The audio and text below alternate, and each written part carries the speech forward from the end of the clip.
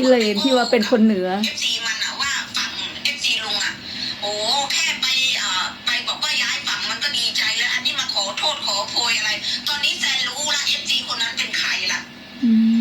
เสียชื่อคนเหนือเหมือนกันหมดเลยนะคุณแซนดี้เป็นคนเหนือเหรอมันบอกว่าลุงเนี่ยอะไรนะที่แจกฟังมาเป็นมีลัทธิอะไรก็ไม่รู้นะมันอยู่ฝั่งลุงมาก่อนมันเป็น FC พตคุณอย่าเอา FC พตไปพูดเสียหายในฝั่งคุณนะพวกเราไม่มีอะไรนะลัทธิอะไรทั้งนั้นพวกเรานับถือพุทธพวกเราแค่ศรัทธาในองค์ปู่ปาริจิตใช่นะคะแอดก็องค์ศรัทธาองค์ปู่ท่านนะบอกว่าหมดเนื้อหมดตัวที่เป็น FC พตไปแค่20,000 กว่าบาทจากการสนับสนุนถามตัวเองก่อนอีกองแท็กอีไม้ปักที่เลงคนนี้นะมึงไม่ใช่ FC พตเพราะมึงออกไปพร้อมกับช่องนอฮอลแลนด์ตอนนั้นนอฮอลแลนด์เลิกเป็น YouTube ฝั่งลุงมึงก็ออกไปพร้อมกันนะตอนนั้นยังไม่มีพตเลยองค์ปู่พญานาคยังไม่ได้ย้ายยังไม่ได้สลักพตอยู่ที่เสียงเลยนะใช่ FC พตมึงอย่าบอกไปแอบอ้างว่ามึงมาจาก FC พตมึงเคยเป็น FC พตมาก่อนมึงหมดไป20,000 กว่าบาทหมดเนื้อหมดตัวเพราะฝั่งลุงเป็นลัทธิบ้าบออะไรของนะอีนี่สร้างเรื่องโอ้ไปขอโทษขอโพยแม่นะโอ้เข้าโอ้อยู่ผิดข้างมานานโอ้ไม้หลังปักขี้เลนอ่ะอีตัวไหนสงสัยเสีย20,000ถึงขนาดหมดเนื้อหมดตัวเลยเหรอมันซื้อเสื้อผ้าหรือเปล่าอุดหนุนเสื้อผ้าแม่คำใสไหมถ้าเป็นยายนั้นนะแล้วมันเสียกับนะคะไอ้ที่เรียกว่าแม่นะใช่ไหมคนเดียวกันไหม20,000เนี่ยนะคือบอกว่าหมดเนื้อหมดตัวกับการที่ใครนะเดี๋ยวฟังชัดๆนะโดยซื้อสินค้าเหรอ20,000เนี่ยนะหมดตัวเลยนะอยู่ต่างประเทศภาษาอะไรวะมีเนื้อทั้งตัวมี20,000อ่ะฮะคนเหนือเหมือนกันเลยอ่ะนะอ๋อใครนะคนเหนือเหมือนกันแล้วพูดออกไปบอกคุณอย่าเอาพตไปอ้างนะตอนที่คุณออกไปยังไม่มีพตนะรู้ด้วยว่าคุณไปตอนไหนพี่วีวี่รู้ดีวิวี่ก็คือไทยชีวิตนะคะเพื่อนแอดหอมนะคะเป็นเพื่อนกันถ้าพระมหากษัตริย์เรียกอะไร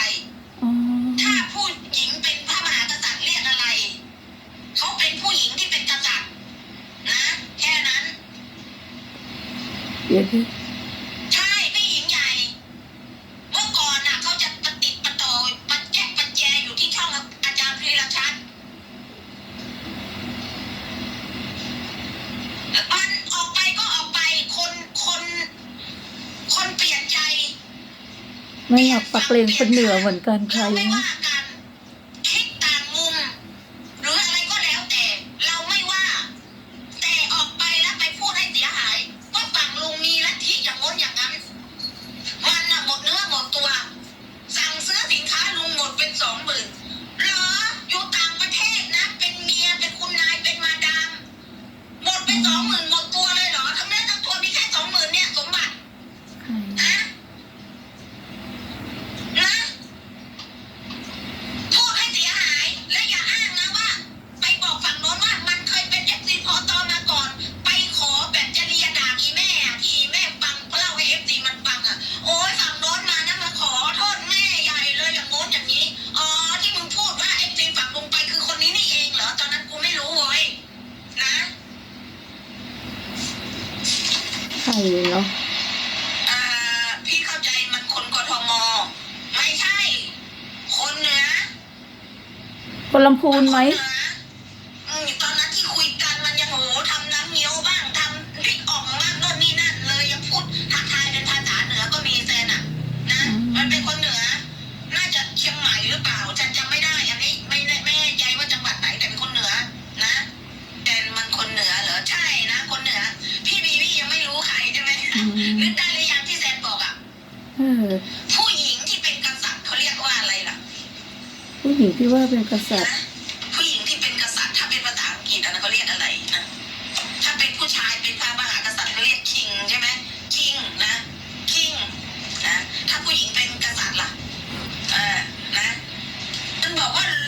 ลุงมีลัทธิอย่างโน้นอย่างนั้นมันอยู่ช่องอาจารย์น่ะโอ้ยอาจารย์น่ะอยู่ในลัทธิเมื่อก่อนที่ถ้าพูดถึงว่าอาจารย์ก็อยู่ในลัทธิมันก็ลัทธิของอี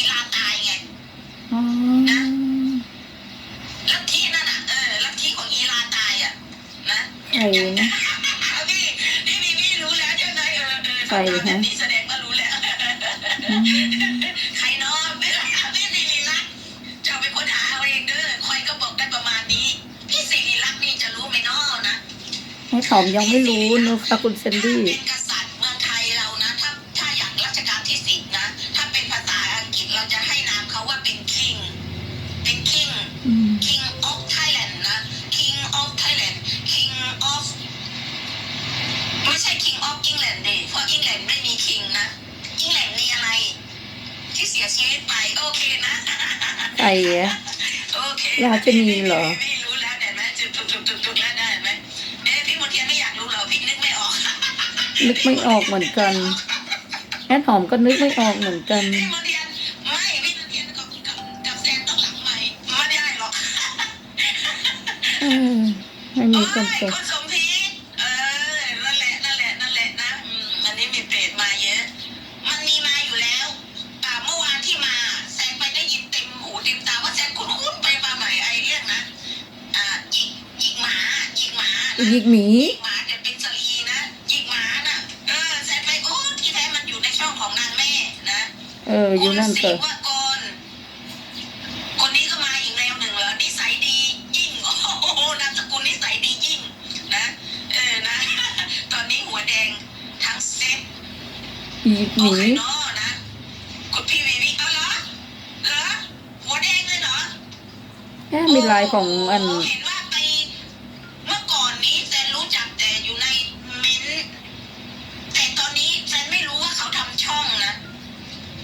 เพราะว่ามารู้ว่าเขาไปขึ้นสตรีมอยากจะมาในแบบเวลาแซนก็จะอยู่ในคุยกันในโทรศัพท์แบบนี้กับ FC อ่ะไม่ใช่ขึ้นในช่องอ่ะ ใคร เขาบอกว่าเขาอยู่ฝั่งลุงแล้วเสียไป20,000อ่ะคุณมีจุดประสงค์อะไรหรือเปล่าคุณถึงได้เสีย20,000คุณอยากจะให้ช่องคุณได้กำเนิดเหรอคุณมีจุดประสงค์ที่จะตั้งช่องให้เป็น YouTube ถึงได้เขาเรียกใช้เงินสนับสนุนสินค้าลงเพื่อจะให้คนรู้จักให้ เดี๋ยวไปดูใต้คลิปนะ คุณได้ช่วยเหลือลุงแล้วก็จะได้มี FC ตาม แล้วก็จะได้ช่องเจริญเติบโตขึ้น แต่มันไม่เป็นอย่างนั้น พอนอกินเที่ยวฮอลแลนด์ปิดไม่ใช่ปิดดิย้ายฝั่งไม่เป็น YouTube ฝั่งลุงคนนี้ก็ตามไปเลยเงียบไปตั้งแต่ตอนนั้นเลยแซนยังเงียบว่าคนนั้นหายไปไหนแซนไปเจออีกทีก็อยู่ในช่องของยายไม่ทู่กกอกนะจะว่านึกว่ามันหายไปไหนมันมาเม้นของช่องยายทู่กกอกนะแซนก็เลยมันยังอยู่อ่ะแต่เมื่อเช้านี้แซนไปได้ยินช่องพี่แมวบอกว่ามันไปขึ้นไปคุยอีกช่องหนึ่งแซนไม่รู้แซนยังไม่ได้ดูงั้นที่แท้มันก็ต้องการที่จะมีช่องนี่เองมาเสียเงิน20,000ที่ฝั่งลุงแต่ช่องไม่เกิดอ่ะเลยไปพะงบกราบแทบเท้าอีแม่ยังโอ้เราแค่เขาย้ายฝั่งมาเราเข้าใจเราก็ดีใจนะแต่เขามาขอโทษขอโพยเอามาแบบนี้เลยอ่ะแสดงว่ามันเป็นใครวะ FG คนนี้น่ะที่แท้มันนี่เองนะโอ้โหนะจะรู้กันแล้วใช่ไหมเมื่อกี้ใครให้ชื่อมาแบบเต็มเป๊ะเลยนะเราอย่าไป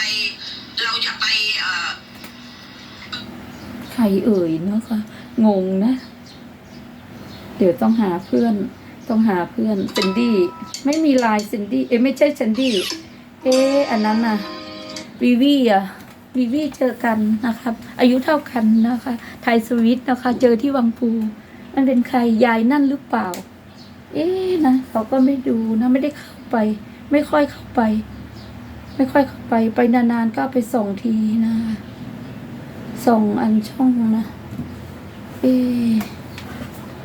ใครเอ่ยนะคะ เดี๋ยวถามถ้าใครรู้ตอบมาใต้คลิปด้วยนะคะขอบคุณค่ะ